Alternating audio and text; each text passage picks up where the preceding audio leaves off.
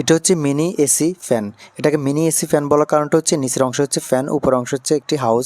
এই হাউসে ঠান্ডা পানি অথবা বরফ দিয়ে এই ফ্যানটি চালানো যায়। নিচের অংশে যখন ফ্যানটি চলবে, ফ্যানের সুইচের সাথে এক্সট্রা একটি সুইচ আছে, সেটার কাজ হচ্ছে এখানে যে পানি, ঠান্ডা পানি অথবা বরফ দেওয়া হয়েছে সেটাকে কুয়াশা আকারে বের করে দেওয়ার জন্য। দেখুন ধোঁয়ার মতন বের হচ্ছে।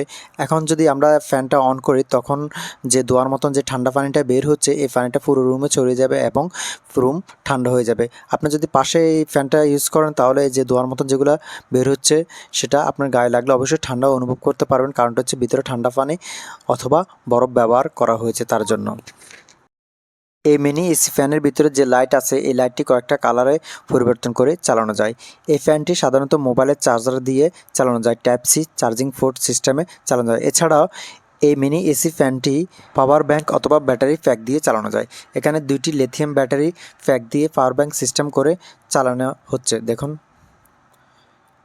এখন অন করা হচ্ছে, ফ্যান চলার উপযোগী করা হয়েছে, ফ্যান চলতেছে এবং ফগ সিস্টেম অর্থাৎ কুয়াশা যে সিস্টেমটা করলে কুয়াশা বের হয় সেটা হচ্ছে। দেখুন